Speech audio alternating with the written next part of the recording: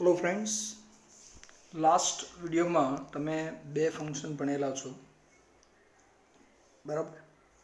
Do or not important making supposition છેલ્લે ભણાવ્યું છે. હવે ત્યાંથી આગળનું ફંક્શન જોઈએ. ફંક્શનનું નામ છે ડુ ઓર નોટ ઇમ્પોર્ટન્ટ. જરા ધ્યાન આપજો. ફંક્શનનું નામ ડુ ઓર નોટ ઇમ્પોર્ટન્ટ, અથવા આ જ ફંક્શનનું બીજું નામ આવી શકે ડિસ્ક્રાઇબિંગ પ્રોસેસ, એટલે કે પ્રક્રિયા દર્શાવવાની, ક્રિયા થતી બતાવવાની છે. બેમાંથી કોઈ પણ એક મોટા ભાગે નામ હશે તમને ડુ ઓર નોટ ઇમ્પોર્ટન્ટ, બરાબર, અથવા હોઈ શકે ડિસ્ક્રાઇબિંગ પ્રોસેસ. ક્યારે ઉપયોગ થાય આ ફંક્શનનો એને સમજીએ. એની વ્યાખ્યા એવું કહે છે કે જ્યારે કોઈ ક્રિયા કોઈના વડે થતી હોય તે દર્શાવવા. ક્રિયા કોઈના વડે, કોઈના દ્વારા થઈ રહી છે. ક્રિયાનો કરનાર આપેલો નથી, ક્રિયાનો કરનાર આપેલો ન હોય, ક્રિયા થઈ રહી છે, કોઈના દ્વારા થઈ રહી છે એવું દર્શાવવા માટે, અથવા કોઈ વસ્તુ બનાવવાની પ્રક્રિયા દર્શાવવા માટે ડુ ઓર નોટ ઇમ્પોર્ટન્ટ નામના ફંક્શનનો ઉપયોગ કરવામાં આવે છે. બરાબર. ક્રિયા કોઈના વડે થતી હોય તે દર્શાવવા, અથવા કોઈ વસ્તુ બનાવવાની પ્રક્રિયા દર્શાવવા માટે આ ફંક્શનનો ઉપયોગ કરવામાં આવે છે. બરાબર. હવે આ ફંક્શનની અંદર બીજું શું ધ્યાન રાખવાનું, તો એની અંદર ક્રિયાનો કરનાર એ મહત્વનો નથી. ક્રિયાનો કરનાર મહત્વનો નથી એનો અર્થ એવો થાય છે કે વાક્યની શરૂઆતમાં કર્તા આપેલો નહીં હોય. વાક્યની શરૂઆતમાં કર્તા આપેલો ન હોય, બરાબર. તો ત્યારે આ ફંક્શનનું નામ તમારે એ વાક્યમાં કયા લેંગ્વેજ ફંક્શનનો ઉપયોગ થયેલો છે, do or not important.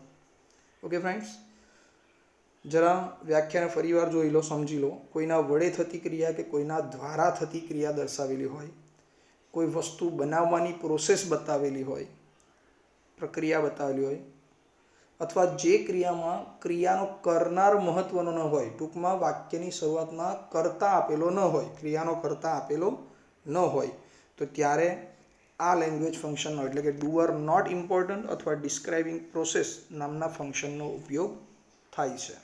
Okay, આને થોડું વધારે સહેલું બનાવીએ એની હિન્ટ્સ દ્વારા. એને વધુ સરળ બનાવવાનો પ્રયત્ન કરીએ એની હિન્ટ્સ દ્વારા. તમે જોઈ શકો છો ક્લૂઝ આપેલા છે, બરાબર. આ પ્રમાણે ક્લૂઝને તમારે બોક્સમાં મૂકી દેવાની, જેથી સમજવામાં ઇઝી રહે, બરાબર. શું કહે છે એની હિન્ટ? તો હિન્ટ એવું કહે છે, ક્લૂઝ એવું કહે છે કે તમારે શું ચેક કરવાનું, તો આપેલા વાક્યમાં સૌથી પહેલી શરત, વાક્યની શરૂઆતમાં વાક્યનો કર્તા આપેલો નહીં હોય, બરાબર. તો કોઈ પણ કાળનું પેસિવ વોઇસનું વાક્ય હોય, કોઈના દ્વારા થતી ક્રિયા, કોઈના દ્વારા કોઈના વડે થતી ક્રિયા, એટલે શું દર્શાવે, તો કે પેસિવ વોઇસની ક્રિયા દર્શાવે. તો હવે તમે પેસિવ વોઇસ તમને ઓલરેડી શીખવાડેલું છે, ચેન્જ ધ વોઇસ. આખો ટોપિક, આખો ગ્રામર આપણે ભણેલા છીએ, બરાબર. તો એમાં કોઈ પણ કાળનું પેસિવ વોઇસ આપવામાં આવેલું હોય. આટલી હિન્ટ ખરેખર તો આ ફંક્શનને સમજાવવા માટે ઘણી છે કે કોઈ પણ કાળનું પેસિવ વોઇસનું વાક્ય હોય તો એને એ ફંક્શનનું નામ શું આપી દેવાનું, ડુ ઓર નોટ ઇમ્પોર્ટન્ટ અથવા ડિસ્ક્રાઇબિંગ પ્રોસેસ. પણ તેમ છતાં થોડુંક સહેલું વધારે જોઈએ આપણે આને, કે કયા કયા કાળ પેસિવ વોઇસ એટલે કેવું સેન્ટન્સ હશે, વાક્યમાં શું આપેલું હશે એ જુઓ. તો કે સેન્ટન્સની અંદર ટુ બીના રૂપ પ્લસ V3 આવે. કયા ટુ બીના રૂપ? તો કે ઘણીવાર વાક્યમાં એમ ઇઝ આર પ્લસ V3 આપેલું હોય. એમ ઇઝ આર અને એના પછી શું આપેલું હોવું જોઈએ, ક્રિયાપદનું ત્રીજું રૂપ, V3નું રૂપ. અથવા ભૂતકાળનું વાક્ય હોય તો વાક્યમાં વોસ કે વર પ્લસ V3 આપેલું હશે. વાક્યમાં વોસ કે વર પ્લસ V3 આપેલું હશે. જો ભવિષ્યકાળનું વાક્ય હશે તો વાક્યમાં વિલ બી અને પછી V3 આપેલું હશે. યાદ રાખજો, ભવિષ્યકાળનું વાક્ય હશે તો વિલ બી અને V3 આવશે. આવું દેખાય એટલે તમારે ફંક્શનનું નામ, આમાંનું જે બી બોલી રહ્યો છું, બધું જે બોલી રહ્યો છું, આ હિન્ટ બતાવી રહ્યો છું, આવું વાક્યમાં દેખાય તો કમ્પલસરી તમારા વાક્યના ફંક્શનનું નામ છે ડુ ઓર નોટ ઇમ્પોર્ટન્ટ, બરાબર. જો એ મોડેલ ઓક્ઝિલરીઝનું વાક્ય હશે તો એના વાક્યમાં તમને આવું જોવા મળશે, કોઈ પણ મોડેલ ઓક્ઝિલરીઝનું રૂપ પછી બી અને ત્યાર પછી V3, એટલે કે can, may, should, would, could, બરાબર, મસ્ટ, માઇટ, એના પછી બી પછી V3. જો ચાલુ વર્તમાનકાળનું વાક્ય હશે તો વાક્યમાં પહેલાં ટુ બીનું રૂપ આવશે, એમ ઇઝ આર, પછી બીઈંગ આપેલું હશે અને ત્યાર પછી V3 આવશે. એમ ઇઝ આર, બીઈંગ અને V3 આ ચાલુ વર્તમાનકાળ થઈ ગયો. એ રીતે ચાલુ ભૂતકાળનું વાક્ય હશે તો વાક્યમાં વોઝ કે વર પ્લસ બીઈંગ પ્લસ V3 ત્રણ વસ્તુ જોવા મળશે. વોઝ કે વેર હશે, પછી બીઈંગ લખેલું હશે અને ત્યાર પછી V3નું રૂપ હશે. જો એ પૂર્ણ વર્તમાનકાળ એટલે કે પ્રેઝન્ટ પરફેક્ટ ટેન્સનું વાક્ય હશે તો વાક્યમાં હેઝ કે હેવ, બીન અને V3 આપેલું હશે.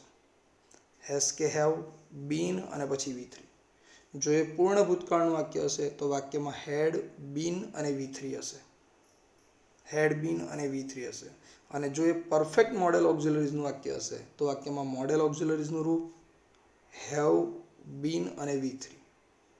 બરાબર, આમાંનું કંઈક પણ દેખાય, બધા જ કાળનું પેસિવ વોઇસ જેટલું તમે શીખેલા છો, બરાબર, એક હેવિંગવાળી રચના પણ હોઈ શકે તો એમાં હેવિંગ, બીન અને V3 લખેલું હશે.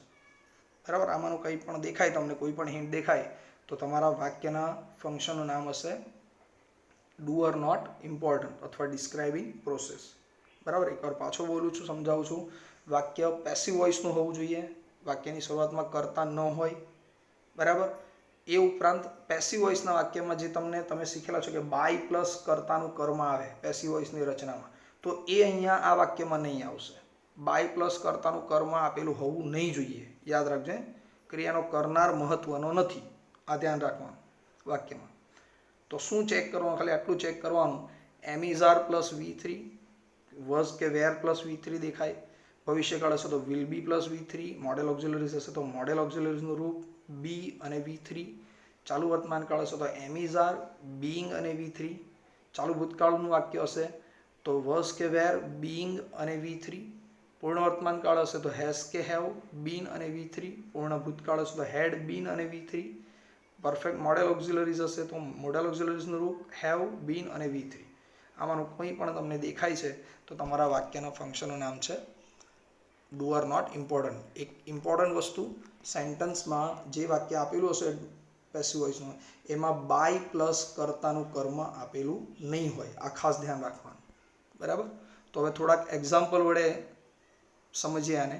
તમને જે પહેલો પ્રશ્ન સેક્શન એમાં પૂછાવાનો છે, કયો? Select the appropriate language function. બરાબર, એમાં કાઉન્ટ્સમાંથી ફંક્શન સિલેક્ટ કરવાનું છે. તો તમે જરા વાક્યને જરા ધ્યાનથી જો. Some sugar is added in the tea. તો તમે જોઈ શકો છો વાક્યમાં શું દેખાયું? Am is are plus V3 added. Am is are plus V3 is added. અહીંયા પાછળ by my mother, by my sister, બરાબર, આવું કંઈ આપેલું નથી. બાય પછીનો કરતા આવે નહીં. Some sugar is added in the tea. ચામાં ખાંડ ઉમેરવામાં આવી, પણ કોના દ્વારા ઉમેરવામાં આવી આપવામાં આવેલું નથી. બરાબર, તો કોઈના દ્વારા થતી ક્રિયા દર્શાવે છે. તો જ્યારે ટુ બીનું રૂપ અને V3 આપેલું છે, તમને દેખાય છે પેસિવ વોઇસનું વાક્ય, તો આ વાક્યના ફંક્શનનું નામ છે ડુ ઓર નોટ ઇમ્પોર્ટન્ટ. ઉપર કાઉન્ટ્સમાંથી આ શોધી લેવાનું અને એ લખી દેવાનું નીચે ડુ ઓર નોટ. તમારે આન્સર લખતી વખતે ઇઝ એડેડના નીચે અંડરલાઇન કરવાની અને નીચે જવાબ લખી દેવાનો છે ડુ ઓર નોટ ઇમ્પોર્ટન્ટ ફંક્શનનું નામ. એટલે હું છે એટલી વાર તમને યાદ રહે. બરાબર, એ જ પ્રમાણે બીજું સેન્ટેન્સ જુઓ. The students were divided in 5 teams. વિદ્યાર્થીઓને 5 ટીમમાં વહેંચવામાં આવેલા. By the teacher, by the principal, આવું કંઈ આપેલું નથી. બરાબર, એ જરૂરી નથી. Doer not important. બરાબર, ક્રિયાનો કરનાર મહત્વ નથી. તો શું દેખાયું અંદર ઓળખવા માટે? તો અંદર વોઝ કે વેર અને V3 દેખાયું. વેર ડિવાઇડેડ, વોઝ કે વેર અને V3 આપેલું છે. તો માટે આ ફંક્શનનું નામ શું થયું? આ વાક્યના ફંક્શનનું નામ છે ડુ ઓર નોટ ઇમ્પોર્ટન્ટ. ત્રીજું વાક્ય જુઓ, એ પેસિવ વોઇસનું છે કે નહીં ચેક કરીએ. A new recipe is being prepared now. A new recipe is being prepared now. તો કોઈના દ્વારા તૈયાર થઈ રહી છે. તો વાક્યમાં જુઓ, એમ ઇઝ આર, પછી બીઇંગ અને V3 આપેલું છે. એમ ઇઝ આર, બીઇંગ અને V3 આપેલું છે. ચાલુ વર્તમાનકાળનું પેસિવ વોઇસનું વાક્ય. તો a new recipe is being prepared now. કોઈના દ્વારા બની રહી છે આપેલું નથી. By the chef, by my mother, આવું કંઈ આપેલું નથી. બરાબર. તો પેસિવ વોઇસનું વાક્ય ચાલુ વર્તમાન ગણ કરતા આપેલો નથી, ક્રિયાનો કરનાર આપેલો નથી, તો આ વાક્યના ફંક્શનનું નામ છે ડુઅર નોટ ઇમ્પોર્ટન્ટ. આ રીતે ચોથું વાક્ય જુઓ, lockdown has been declared in March. તો શું દેખાયું? લોકડાઉન માર્ચમાં ડિક્લેર કરવામાં આવેલું. તો કોઈના દ્વારા થતી ક્રિયા છે, કોઈના દ્વારા ડિક્લેર કરવામાં આવ્યું. તો તમે જોઈ શકો છો વાક્યમાં હેઝ કે હેવ, પછી બીન અને V3 આપેલું છે. હેઝ કે હેવ, બીન અને V3 આપેલું છે. તો તમારા વાક્યના ફંક્શનનું નામ છે doer not important. Doer not important. બરાબર. આ જ રીતે પાંચમું વાક્ય, jaggery will be used to increase immunity. બરાબર. શું દેખાયું તમને વાક્યમાં? ભવિષ્યકાળનું વાક્ય દેખાયું. અને વાક્યમાં વિલ બી યુઝડ, જેગરી એટલે ગોળ. જેગરીનો અર્થ થાય છે ગોળ. તો jaggery will be used to increase immunity.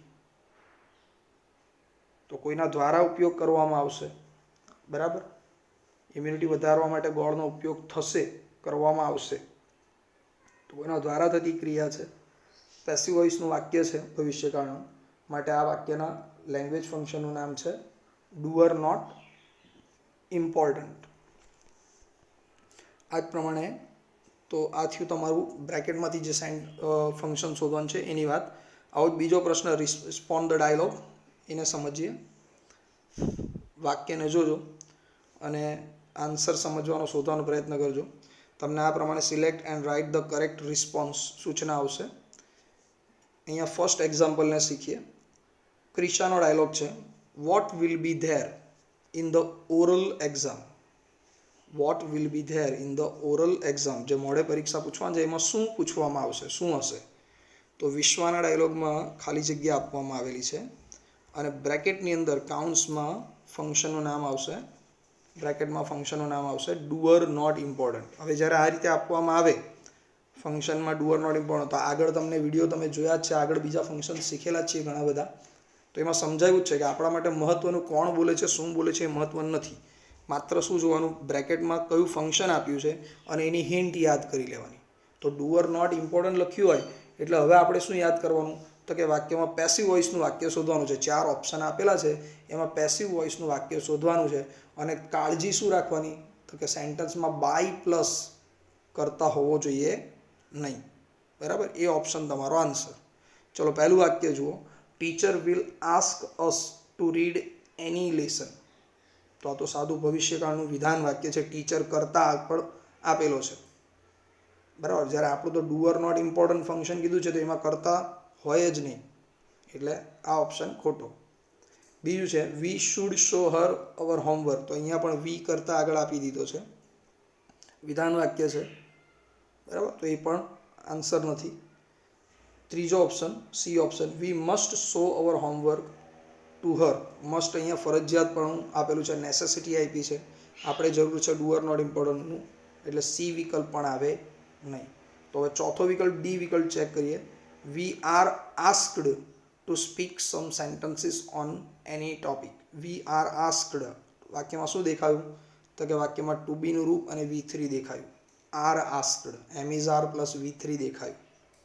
Plus જોઈ લો તમે, વાક્યમાં ક્યાંય બાય પ્લસ કરતા આપેલો નથી. અમને, વી કરતા નથી, વી અહીંયા કર્મ છે, ધ્યાન આપજો. અમને કોઈ પણ વિષય પર થોડાક વાક્યો બોલવાનું કહેવામાં આવ્યું. તો કોઈના દ્વારા કહેવામાં આવ્યું છે. અહીંયા વી કરતા નથી, અહીંયા આ વાક્યમાં વી કર્મ છે. ઉપરના બી અને સી વિકલ્પમાં વી કરતા છે. બરાબર. તો કોઈના દ્વારા થતી ક્રિયા છે. બરાબર. કોઈના દ્વારા પૂછવામાં આવેલું છે, પેસિવ વોઇસ દર્શાવે છે વાક્ય. તો તમારા આ વાક્યના, એટલે જો ઉપર જે કાઉન્ટ્સમાં લખેલું હતું ડુઅર નોટ ઇમ્પોર્ટન્ટ, તો એનો સાચો આન્સર છે ઓપ્શન ડી. બરાબર. પહેલા ડાયલોગનો સાચો આન્સર છે ઓપ્શન ડી. લખતી વખતે વિડીયોને જોઈને આન્સર ટીક કરજો. બરાબર. સેકન્ડ એક્ઝામ્પલ જુઓ, હુ ગેવ ધેમ રિઝલ્ટ. ટીચરનો ડાયલોગ છે, હુ ગેવ ધેમ રિઝલ્ટ. તો સ્ટુડન્ટના ડાયલોગમાં ખાલી જગ્યા છે. કાઉન્ટ્સમાં લખેલું હશે ડુઅર નોટ ઇમ્પોર્ટન્ટ. કાઉન્ટ્સમાં લખેલું હશે ડુઅર નોટ ઇમ્પોર્ટન્ટ. પહેલું વાક્ય છે option A, they got result from their school. તો તેઓને સ્કૂલમાંથી રિઝલ્ટ મળી ગયું, તો તેઓએ જાતે મેળવી લીધું છે, તે કરતા છે, તો ઓપ્શન વિધાન વાક્ય છે, તો ઓપ્શન એ નહીં આવે. The principal gave them result, તો પ્રિન્સિપાલે રિઝલ્ટ આપ્યું, પ્રિન્સિપલ ક્રિયા જાતે કરે છે, તો અહીંયા એ કરતા છે બી, ધ પ્રિન્સિપાલ, એટલે બી ઓપ્શન પણ આવશે નહીં. સી ઓપ્શન છે the result was given by the principal. બરાબર, અહીંયા એક મિસ્ટેક છે, એક ભૂલ છે. શું ભૂલ છે ઓપ્શન સીમાં? તમે જ્યારે લખો ત્યારે આને ધ્યાનથી સમજીને સુધારી દેજો. આ જે બાય ધ પ્રિન્સિપલ આપેલું છે એ નહીં આવે, બાય ધ પ્રિન્સિપલ નહીં આવે. આટલું જ વાક્ય છે, ધેર રિઝલ્ટ વોઝ ગિવન. બરાબર, યસ્ટરડે કે એવું કંઈક લખેલું હશે પાછળ. The result was given yesterday, their result was given last week, આવું લખેલું હશે. આ નહીં આવે, બાય ધ પ્રિન્સિપલ, આ ભૂલથી લખાયેલું છે. બરાબર, તો સી ઓપ્શન પેસિવ વોઇસ દર્શાવે છે, માટે એ તમારો આન્સર છે. અને ડી ઓપ્શન બી જોઈ લો, though the date is over they haven't got the result, તો ધો આપેલું છે તો કોન્ટ્રાસ્ટ દર્શાવે. ધો ઓપ્શન આપેલું, ધો સંયોજક આપેલો છે એ શું દર્શાવે? કોન્ટ્રાસ્ટ દર્શાવે, એટલે એ પણ આવે નહીં. તો પેસિવ વોઇસનું વાક્ય બીજા ડાયલોગનો સાચો આન્સર, એમાં આ નહીં લખવાનું, યાદ રાખજો, બાય ધ પ્રિન્સિપલ લખવાનું નથી. બરાબર, પાછળ યસ્ટરડે કે એવું જે એડ કરવું એ કરી દેજો. તો વાક્યમાં વોઝ ગિવન આપેલું છે, વોઝ ગિવન પેસિવ વોઇસ દર્શાવવા માટે ઓપ્શન સી એ તમારો સાચો આન્સર છે. બરાબર છે. નેક્સ્ટ, ત્રીજો ડાયલોગ. કોઈ એ વ્યક્તિ બોલે છે અમી ઇઝ વેરી હેપી ટુડે, અને બી વ્યક્તિના ડાયલોગમાં ખાલી જગ્યા છે, કાઉન્ટ્સમાં ફંક્શનનું નામ આપેલું હોય ડુ આર નોટ ઇમ્પોર્ટન્ટ, તો નીચે પેસિવ વોઇસનું વાક્ય શોધવાનું. પહેલો વિકલ્પ છે ઓપ્શન એ, everybody congratulated Amy because she won the race, તો અહીંયા વાક્યમાં બીકોઝ આપેલો છે સંયોજક, તો કારણ દર્શાવે. આપણે જોઈએ છે ડુ આર નોટ ઇમ્પોર્ટન્ટ, એટલે ઓપ્શન એ ખોટો. બીજો option, everybody congratulated Har so Ami is very happy, તો એક સંયોજક દેખાયો સો, તો સો પછીનું વાક્ય પરિણામ દર્શાવે છે, એટલે કે રિઝલ્ટ આવે, તો એ આપણે કામનું નથી. સી ઓપ્શન જુઓ, Ami ought to be happy so that everyone congratulated her, ought to had better કે શુડ આપેલું હોય તો એ સજેશન કે એડવાઇસ દર્શાવે, એટલે આ પણ આન્સર નથી તમારો. તો હવે ડી ઓપ્શન જોઈએ. યસ, સી ઇઝ ગિવન, તમે જોઈ લો, એમ ઇઝ આર અને V3 આવી ગયું, is given the best student award. હા, તેણીને બેસ્ટ સ્ટુડન્ટ એવોર્ડ આપવામાં આવે છે, તો કોઈના દ્વારા આપવામાં આવે છે? કોઈના દ્વારા આપવામાં આવેલો છે. બરાબર, કોઈના દ્વારા થતી ક્રિયા છે, એટલે પેસિવ વોઇસનું વાક્ય છે. વાક્યની અંદર એમ ઇઝ આર અને V3 પણ આપેલું છે, બાય પ્લસ કરતા આપેલો નથી, માટે આ ત્રીજા ડાયલોગનો સાચો આન્સર છે ઓપ્શન ડી. ત્રીજા ડાયલોગનો સાચો આન્સર છે ઓપ્શન ડી, એ તમારો જવાબ. બરાબર. નેક્સ્ટ આગળનું ઓપ્શન છે ચોથો ડાયલોગ. સચિનનો ડાયલોગ છે, હુ વોન ધ મેચ. સચિનનો ડાયલોગ છે, હુ વોન ધ મેચ. તો સહેવાગના ડાયલોગમાં ખાલી જગ્યા છે, સહેવાગના ડાયલોગમાં ખાલી જગ્યા આપેલી છે, અને કાઉન્ટ્સમાં ફંક્શનનું નામ લખેલું હશે ડુ આર નોટ ઇમ્પોર્ટન્ટ. તો પહેલું વાક્ય છે, ઓપ્શન ચેક કરીએ પેસિવ વોઇસનું વાક્ય શોધવા માટે. Since it was tie neither of the team won. બરાબર, નાઇધર ઓફ આવ્યું વાક્યમાં, તો વાક્યમાં આઈધર ઓર નાઇધર નોર આવું દેખાય તો એ તો અલ્ટરનેટિવ ચોઇસ નામનું ફંક્શન બતાવે, આપણે એનું કામ નથી, માટે ઓપ્શન એ આવશે નહીં. ઇન્ડિયા, બીજો ઓપ્શન જોઈએ, India won the match by 7 wickets. અહીંયા બાય વાક્યમાં છે એટલે એને પેસિવ નહીં માની લેવાનું, અને એમ પણ આપણે તો એવું વાક્ય શોધવાનું છે જેમાં બાય આવે નહીં. પેસિવ વોઇસનું એવું વાક્ય હોવું જોઈએ જેમાં બાય નહીં હોવું જોઈએ, માટે આ એક વિધાન વાક્ય જ છે. અહીંયા ઇન્ડિયા કરતા છે, એટલે એ પણ આન્સરમાં આવશે નહીં.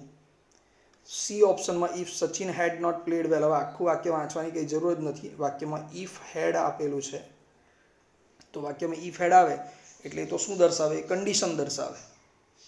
બરાબર, આપણે કામ છે ડુ આર નોટ ઇમ્પોર્ટન્ટનું, એટલે ઓપ્શન સી પણ આન્સર નથી. તો હવે છેલ્લો ઓપ્શન જોઈએ, the match was won. Was કે વેર અને V3 આવ્યું, વિનનું V3 વોન. બરાબર, બાય મુંબઈ ઇન્ડિયન્સ. સોરી, અહીંયા ફરીથી બાય મુંબઈ ઇન્ડિયન્સ કાઢી નાખવાનું તમારે. The match was won by 5 wickets એમ લખી દેજો. The match was won by 5 wicket. By પછી કરતા નથી, 5 વિકેટથી જીતવામાં આવી, તો કોઈના દ્વારા જીતવામાં આવી છે. પેસિવ વોઇસનું વાક્ય છે, માટે ઓપ્શન ડી એ તમારો આન્સર છે. બરાબર, બાય મુંબઈ ઇન્ડિયન્સ લખતા નહીં મિત્રો. ઓકે ફ્રેન્ડ્સ, તો આ થઈ ગયું તમારું do or not important. Passive વોઇસનું વાક્ય હોય, શું શોધવાનું? તો કે ટુ બીનું રૂપ અને V3 હોવું જોઈએ. વાક્યમાં બાય પ્લસ કરતા હોવો જોઈએ નહીં. તો તમારા ફંક્શનનું નામ હશે do or not important. Okay friends, એ જ પ્રમાણે આગળનો બીજું એક ફંક્શન છે. ફંક્શનનું નામ છે સિન્થેસાઇઝિંગ એક્સપ્રેશન. યાદ રાખજો, ફંક્શનનું નામ જોજો, સિન્થેસાઇઝિંગ એક્સપ્રેશન અથવા કનેક્ટિંગ ઇન્ફોર્મેશન. સિન્થેસાઇઝિંગ એક્સપ્રેશન અથવા કનેક્ટિંગ ઇન્ફોર્મેશન. બરાબર, આ બેમાંથી કોઈ એક નામ આપેલું હોય તો બંને એક સરખું જ છે, સમાન જ છે, સિમિલર જ છે બંને. ક્યારે આ ફંક્શનનો ઉપયોગ થાય છે વાક્યમાં? તો એની વ્યાખ્યા સમજીએ. જ્યારે બે કે બેથી વધુ ઘટનાઓ કે માહિતીને જોડવી હોય, બે કે બેથી વધુ ઘટનાઓ કે માહિતીને જ્યારે જોડવી હોય, એકબીજા સાથે કનેક્ટ કરવી છે. બરાબર, આમ થયું તેથી આમ થયું, આમ થયું અને આમ થયું. બરાબર, જ્યારે કોઈ પણ બે ઘટનાઓ જોડવી છે, શાના વડે જોડવાની હોય? કોઈ પણ પ્રકારના સંયોજક વડે. કોઈ પણ સંયોજક વડે. હવે તમે લોટ ઓફ સંયોજક તમને ભણેલા છો. તમે આ બધા ફંક્શનમાં જે હિન્ટમાં લખાવું છે એ મોટાભાગે સંયોજકો જ છે બધા. બરાબર, તો બે વાક્યને જ્યારે સંયોજક વડે જોડવામાં આવેલું હોય, બે ક્રિયાઓને જ્યારે સંયોજક વડે જોડવામાં આવેલું હોય, ત્યારે એ વાક્યના ફંક્શનનું નામ છે સિન્થેસાઇઝિંગ એક્સપ્રેશન અથવા કનેક્ટિંગ ઇન્ફોર્મેશન. હવે છે ને લગભગ 40 થી 42 જેટલા સંયોજક આવે, તો બધા લખવા પોસિબલ નથી. બરાબર, પણ મેં તમને માહિતી આપી કે બે વાક્યોને, કોઈ બે ઘટનાઓને જ્યારે સંયોજક વડે જોડવામાં આવે, બરાબર, તો ત્યારે આ ફંક્શનનો ઉપયોગ કરવાનો, સિન્થેસાઇઝિંગ એક્સપ્રેશન અથવા કનેક્ટિંગ ઇન્ફોર્મેશન. મેં થોડાક એક્ઝામ્પલ તરીકે લખેલા છે, જેમ વાક્યમાં and, but, or, so, because, when, while, as soon as, no sooner than, though ઓલ્ધો.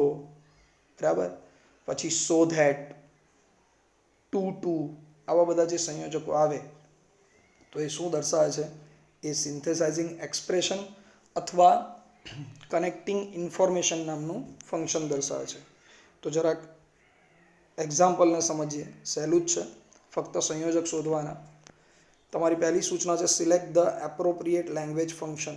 Select the appropriate language function. See that. First sentence, birds leave their nest when the sun rises. એક ક્રિયા છે પક્ષીઓ માળો છોડીને જાય છે. બીજી ક્રિયા છે સન રાઇઝિસ, એટલે કે સૂર્ય ઉદય થાય છે ત્યારે. તો જ્યારે સૂર્ય ઉદય થાય છે ત્યારે પક્ષીઓ માળો છોડીને જાય છે. તો બે ક્રિયાઓને જોડે છે ને, બે અલગ અલગ ક્રિયાઓને કયા સંયોજક વડે જોડેલું છે? તો વાક્યને વેન સંયોજકથી જોડવામાં આવેલું છે. તો બે ક્રિયાઓને, બે વાક્યોને જ્યારે વેન સંયોજક વડે જોડવામાં આવે, તો તમારા વાક્યના ફંક્શનનું નામ છે સિન્થેસાઇઝિંગ એક્સપ્રેશન અથવા કનેક્ટિંગ ઇન્ફોર્મેશન. આ બેમાંથી કોઈ એક નામ ઉપર કાઉન્સમાં લખેલું હશે એ તમારે નીચે લખી દેવાનું છે. બરાબર છે, આન્સર છે વેન, એટલે કે વેન ઓળખવા માટેની હિન્ટ છે, વેન સંયોજક છે. બીજું વાક્ય જુઓ, સ્ટડી ઇંગ્લિશ સિરિયસલી. એક ક્રિયા છે સ્ટડી ઇંગ્લિશ સિરિયસલી, અંગ્રેજીને થોડું ગંભીરતાથી શીખો. અધરવાઇઝ યુ વિલ રિગ્રેટ, નહીં તો તમને ભવિષ્યમાં પસ્તાવો થશે. જો ઇંગ્લિશ આવડતું નહીં હશે તો ભવિષ્યમાં પસ્તાવો થશે. બરાબર, આ બે ક્રિયાઓ છે. તો કયા સંયોજકથી જોડેલું છે? તો તમે જોઈ શકો છો વાક્યમાં અધરવાઇઝ, નહીં તો. બરાબર, વાક્યમાં કયા સંયોજકથી જોડેલું છે? અધરવાઇઝ નામના સંયોજકથી જોડેલું છે વાક્યને. તો એ સંયોજક આપેલું છે, બે ઘટનાઓને જોડે છે, માટે આપેલા વાક્યના ફંક્શનનું નામ છે સિન્થેસાઇઝિંગ એક્સપ્રેશન અથવા કનેક્ટિંગ ઇન્ફોર્મેશન. ત્રીજું વાક્ય જુઓ, એસ્ટ્રોલોજર્સ. એસ્ટ્રોલોજર્સ એટલે ભવિષ્યવેતા, જેને આપણે કહીએ છીએ જ્યોતિષ. બરાબર, astrologers believe that India will rule the world. બરાબર, જ્યોતિષીઓ એવું માને છે ભવિષ્યવેતા એવું માને છે કે કે સંયોજક આવ્યો, બે ઘટનાઓને જોડે છે કે ભારત ભવિષ્યમાં વિશ્વ ઉપર શાસન કરશે, બરાબર, શું કહેવાય, મહાસત્તા હશે ભારત. તો બે ઘટનાઓને જોડવા માટે ધેટ સંયોજક આપેલો છે. જ્યોતિષીઓનું માનવું એક ક્રિયા છે અને ભારત દેશનું મહાસત્તા બનવું એક ક્રિયા છે. તો આ બે ક્રિયાનો જોડવા ધેટ સંયોજક આપેલો છે. માટે આપેલા વાક્યના ફંક્શનનું નામ છે સિન્થેસાઇઝિંગ એક્સપ્રેશન અથવા કનેક્ટિંગ ઇન્ફોર્મેશન. એ જ પ્રમાણે ચોથું વાક્ય છે I have not attended the party because I am busy. બે ઘટનાઓ છે. I have not attended the party, હું પાર્ટી અટેન્ડ કરી શક્યો નથી, બરાબર. આઈ એમ બિઝી, હું બિઝી છું. તો બે ઘટનાઓને કયા સંયોજકથી જોડેલું છે? બીકોઝ સંયોજકથી. કેમ અટેન્ડ નથી કરી શક્યો? કારણ કે હું બિઝી છું. તો કારણ દર્શાવવા માટે બીકોઝ સંયોજક આપેલો છે બે ઘટનાઓને જોડવા માટે. વાક્યના ફંક્શનનું નામ છે સિન્થેસાઇઝિંગ એક્સપ્રેશન અથવા કનેક્ટિંગ ઇન્ફોર્મેશન. એવું પાંચમું વાક્ય જુઓ, I know the man whom you gave 50,000 rupees. તો બે ક્રિયા છે, આઈ નો ધ મેન, હું પેલા માણસને જાણું છું. બીજું વાક્ય છે યુ ગેવ 15,000 રૂપીસ, તમે એને 50,000 આપેલા છે. તો કયા સંયોજક વડે જોડેલું છે? અહીંયા whom સંયોજક વડે જોડેલું છે, બરાબર. બે ઘટનાઓને જોડવા સંયોજક આપેલો છે માટે આપેલા વાક્યના ફંક્શનનું નામ છે સિન્થેસાઇઝિંગ એક્સપ્રેશન અથવા કનેક્ટિંગ ઇન્ફોર્મેશન. ઓકે ફ્રેન્ડ્સ, આ થઈ ગયું તમારું સિલેક્ટ ધ લેંગ્વેજ ફંક્શન. એના પછીનો જે પ્રશ્ન આવવાનો છે 4 માર્ક્સનો, select and write the correct response, જેમાં ડાયલોગ આપેલા હશે અને કાઉન્ટ્સમાં ફંક્શનનું નામ લખેલું હશે, બરાબર. તો એના આધારે ABCDમાંથી વિકલ્પ સિલેક્ટ કરવાનો છે. પહેલો ડાયલોગ જુઓ તમે. પહેલું વાક્ય છે અશોકનું વાક્ય છે how did you clear the foundation exam. How did you clear the foundation exam. તો ધવલના ડાયલોગમાં ખાલી જગ્યા છે અને કાઉન્ટ્સમાં ફંક્શનનું નામ લખેલું હશે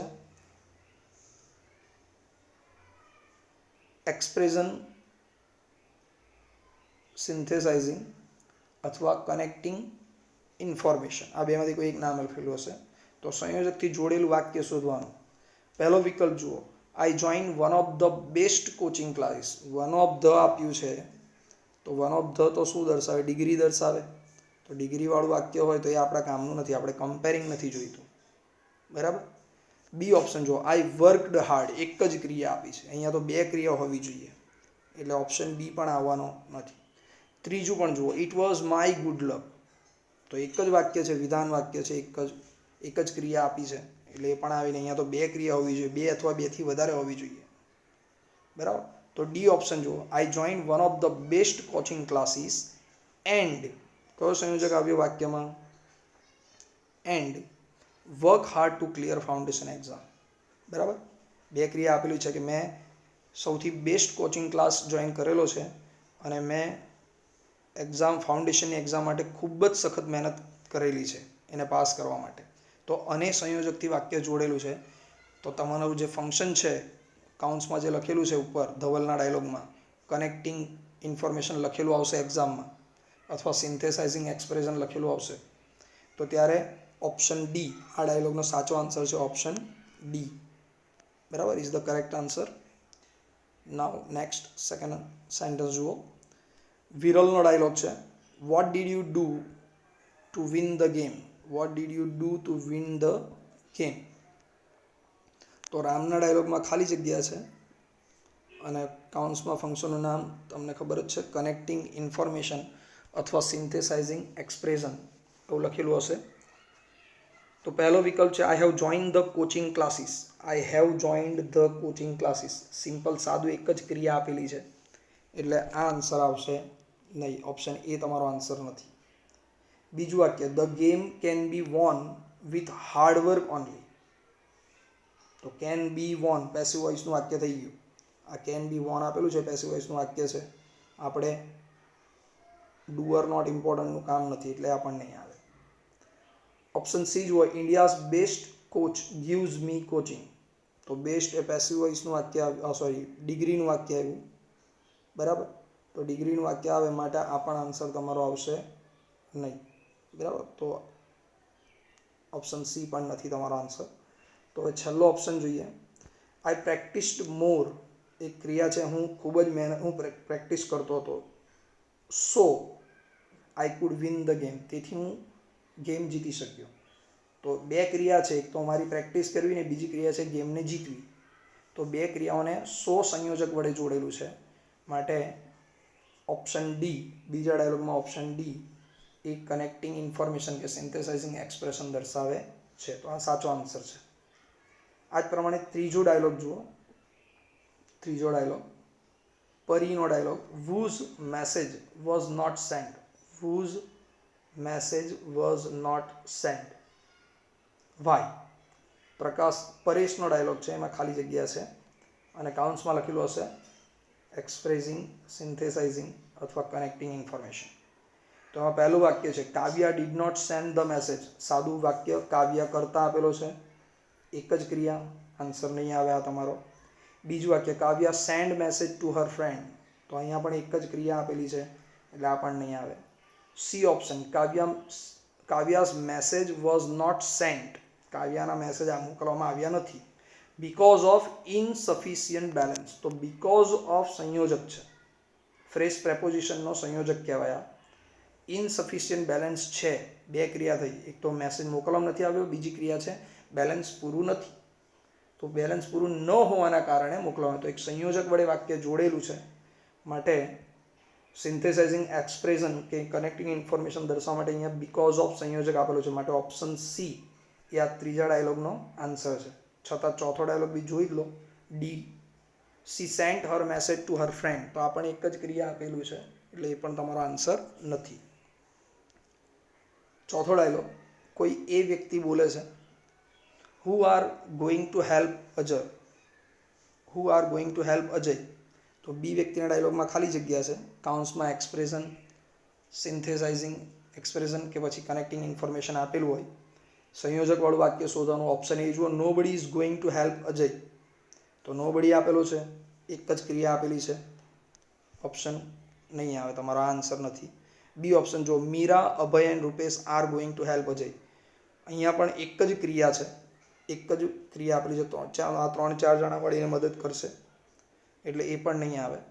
અજય હેડ બેટર. હવે હેડ બેટર તો એ શું દર્શાવે છે? હેડ બેટર આવે તો એ શુડ હેડ બેટર કે ઓટ ટુ આવે તો એ શું દર્શાવે, કયો ફંક્શન દર્શાવે છે? એ ઓફરિંગ એડવાઇસ કે સજેશન બતાવે એટલે એ પણ આપણા કામનું નથી. Ajay is the most self reliant boy.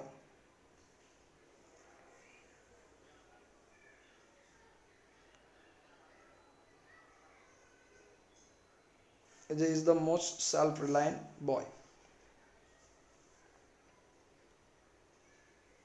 Okay, તો અજય સૌથી વધારે રિલાયન્ટ બોય છે, સૌથી વધારે.